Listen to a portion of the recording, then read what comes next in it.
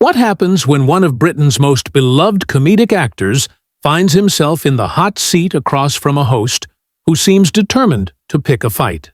When Rowan Atkinson, the man behind Mr. Bean and Blackadder, agreed to appear on The View, nobody expected what was about to unfold. This wasn't just another celebrity interview. It was a masterclass in how a conversation can spiral completely out of control. Before we dive into this incredible story, make sure you hit that subscribe button and let me know in the comments what you think about heated television moments like this one. The studio lights blazed as Rowan Atkinson settled into his chair on The View's iconic set. Known for his measured, thoughtful approach to interviews, Atkinson had come prepared to discuss his latest projects and perhaps share insights from his decades-long career in comedy. What he hadn't prepared for was the combative energy that would soon fill the room.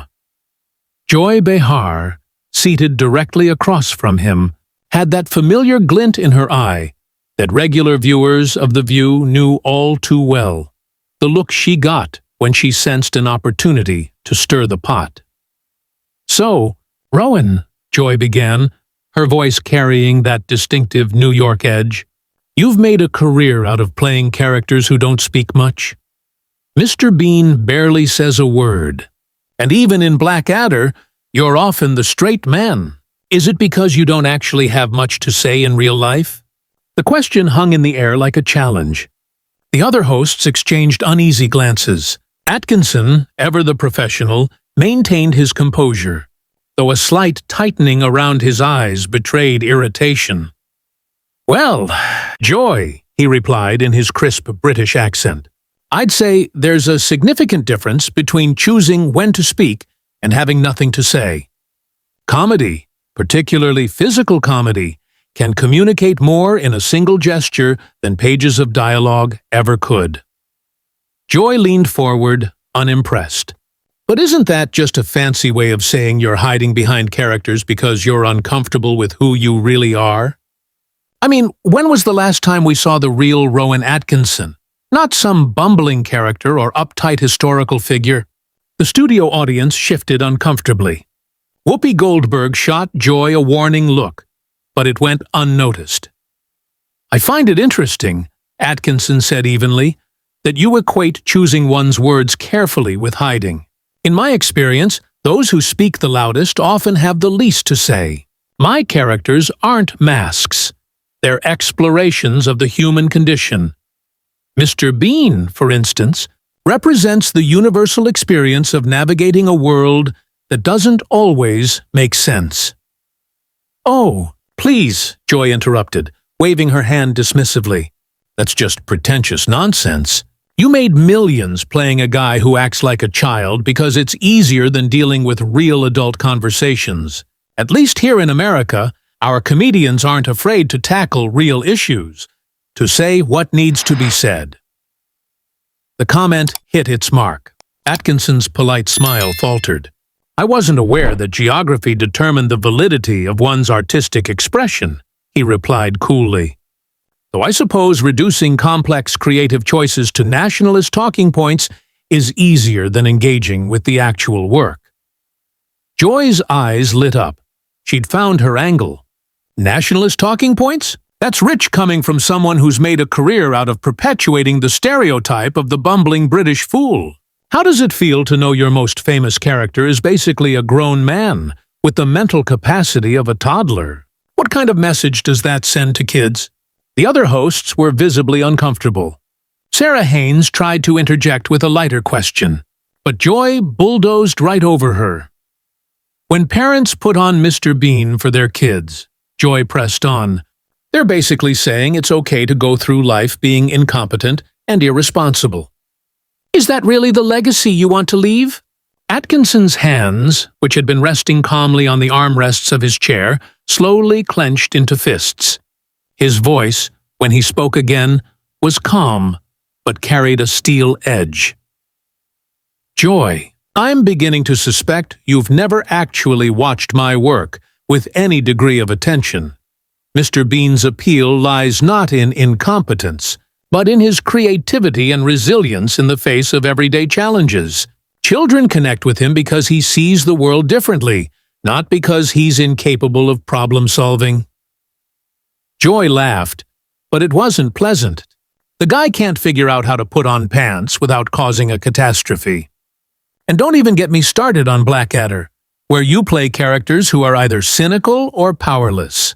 What is it with British humor and this obsession with failure and misery? The studio had gone silent. Even the camera operators seemed to sense that something was going wrong. Atkinson's professional facade was cracking.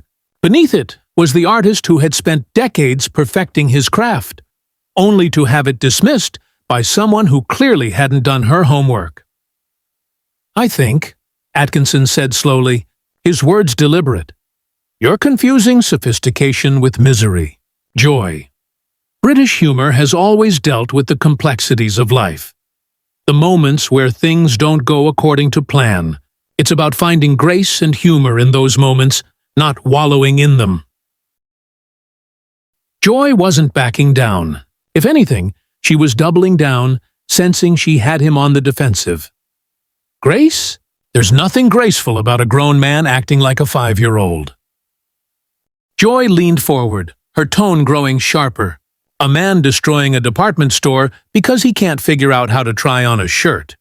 And as for Blackadder, those characters are just mean-spirited and cruel. How is that supposed to be funny?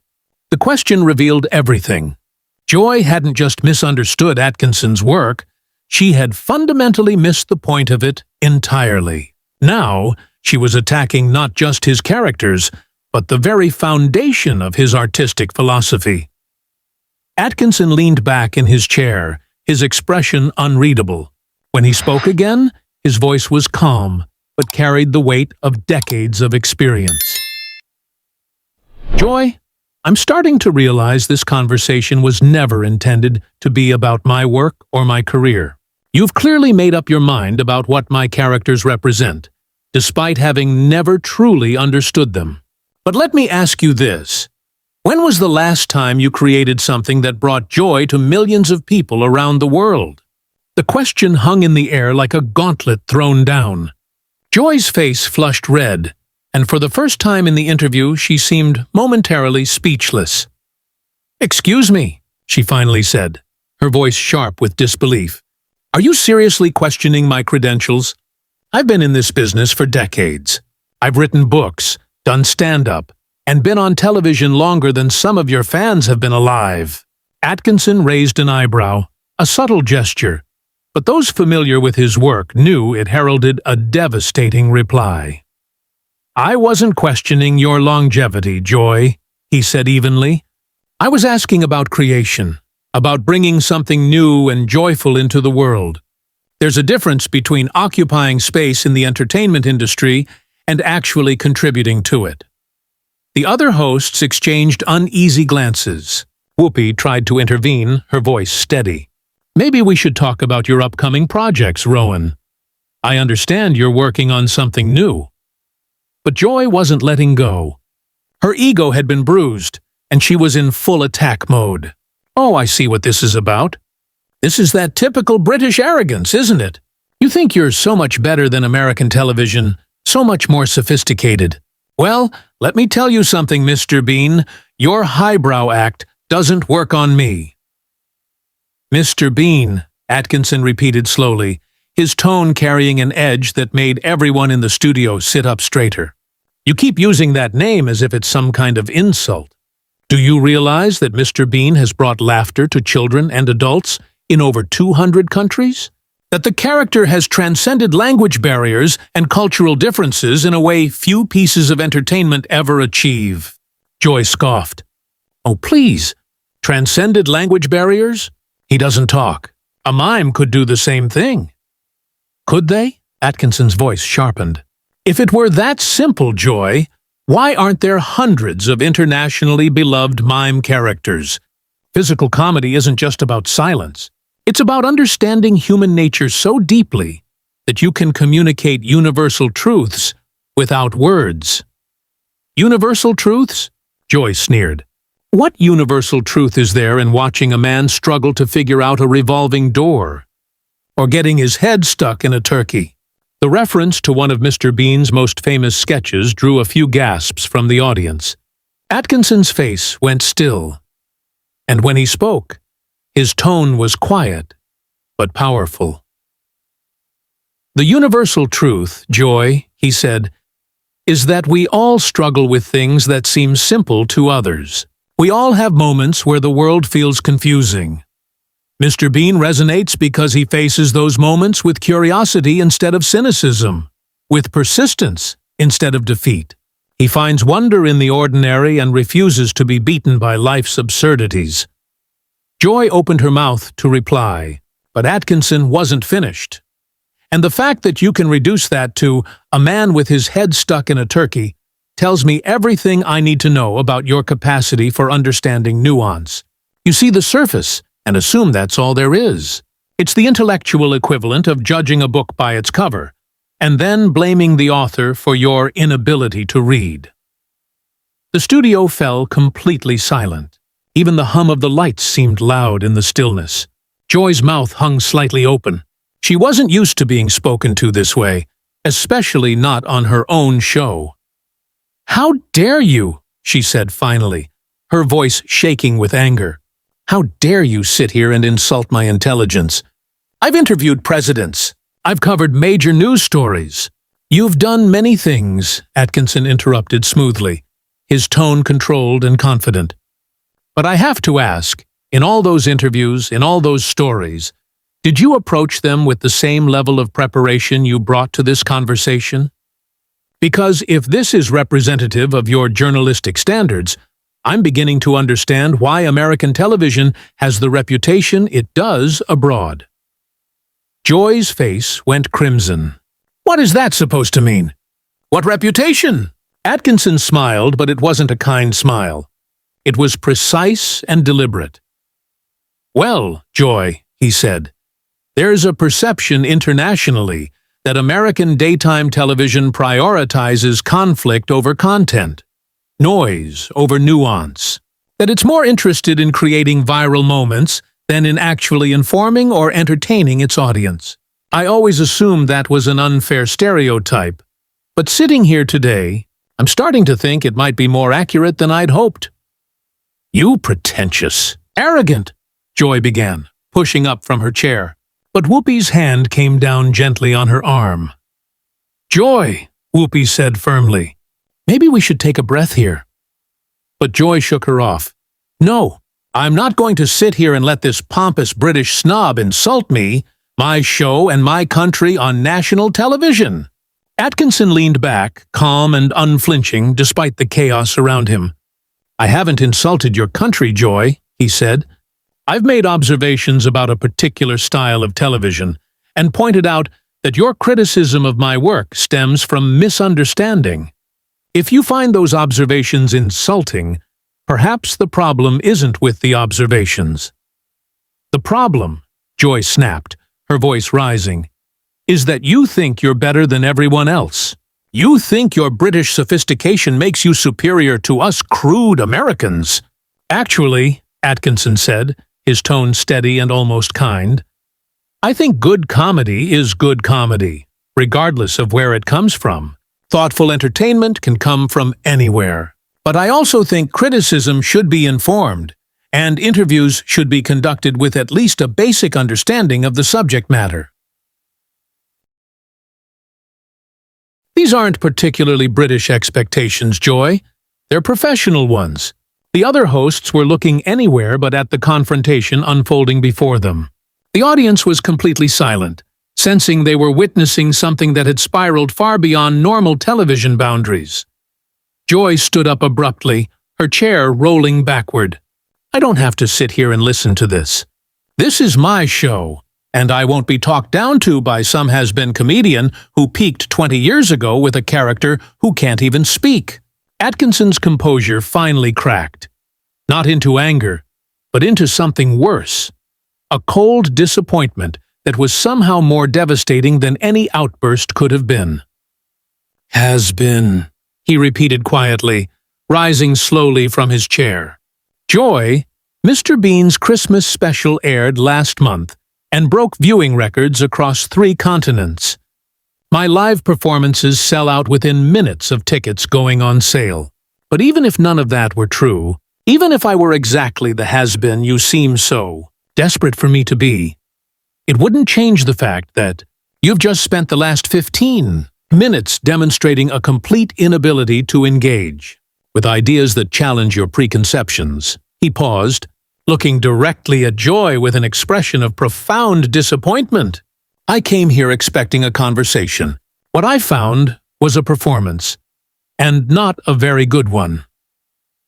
The words hit Joy like a physical blow. Her face cycled through several shades of red before settling on a dangerous crimson. The other hosts were frozen, unsure whether to intervene or simply let this train wreck continue to its inevitable conclusion. A performance? Joy's voice trembled with rage. You want to see a performance?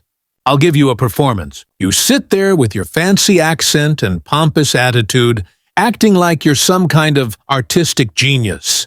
But you know what you really are? You're a one-trick pony who got lucky with a character so simple, even children can understand it.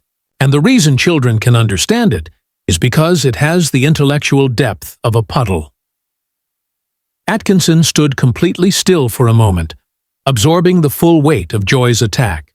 When he spoke, his voice was so quiet that the studio microphones strained to pick it up. Joy, I want you to listen very carefully to what I'm about to say, because I'm only going to say it once. He took a step closer to the panel, his calm demeanor somehow commanding. You've just spent the better part of 20 minutes demonstrating exactly why intelligent discourse is dying in American media. You came into this interview with your mind made up, your talking points prepared, and your agenda set. You had no interest in learning anything about my work, my process, or my perspective. You wanted a target, and you thought I would be an easy one. Joy opened her mouth to interrupt, but Atkinson held up a hand, and something in his gesture was so authoritative that she actually stopped. But here's what you failed to understand, he continued, his voice growing stronger. The reason Mr. Bean has endured for over 3 decades isn't because he's simple. It's because he's honest. He approaches the world with genuine curiosity, with hope, with a willingness to try again when things go wrong. He doesn't assume the worst about people or situations. He doesn't attack what he doesn't understand. In that sense, Joy, he's the opposite of everything you've demonstrated here today. The studio was so quiet that the sound of Joy's breathing was audible. Her face had gone from red to pale, and for the first time in the interview, she seemed to realize she might have gone too far. Now wait just a minute, she began, but Atkinson wasn't finished. No, Joy, you've had your minutes, several of them, in fact, and you've used everyone to prove my point about the difference between speaking and having something to say. The tragedy isn't that you disagree with my work. People are entitled to their opinions, even poorly informed ones. The tragedy is that you had an opportunity to have a real conversation with someone whose perspective might have broadened your understanding, and instead, you turned it into gladiatorial combat for the entertainment of your audience. Whoopi finally found her voice. Rowan, I think maybe we all got a little heated here. Why don't we? No, Whoopi, Atkinson said, turning to her with genuine regret. This isn't about getting heated. This is about professional standards and basic respect. Joy didn't get heated. She got personal. She attacked not just my work, but the intelligence of everyone who enjoys it. She reduced decades of creative effort to crude stereotypes, and then had the audacity to suggest her ignorance somehow represented a higher standard of discourse. He turned back to Joy, who now looked distinctly uncomfortable under his steady gaze. You called me a has-been, Joy. You said I peaked 20 years ago. But let me ask you something. When was the last time you created something that brought people together instead of driving them apart? When was the last time your work made someone smile instead of making them angry? When was the last time you used your platform to build something up instead of tearing something down? Joy's mouth opened and closed several times, but no words came out. The woman, who never seemed to be at a loss for something to say, had been rendered speechless. You know what the real difference is between American and British comedy? Atkinson continued, his voice gaining momentum. It's not sophistication or intelligence or any of the cultural stereotypes you seem so fond of. The difference is that British comedy often punches up, at authority, at power, while American comedy increasingly punches down at anyone who dares to be different, vulnerable, or sincere. Today, Joy, you've demonstrated that principle perfectly. Sarah Haynes made a desperate attempt to salvage the situation. Maybe we could talk about your charity work, Rowan. I know you're involved with several. But Atkinson was already moving toward his chair to collect his jacket. I appreciate the attempt, Sarah, he said quietly, but I think we're well past the point where this conversation can be rescued. Joy has made it very clear that she's not interested in one.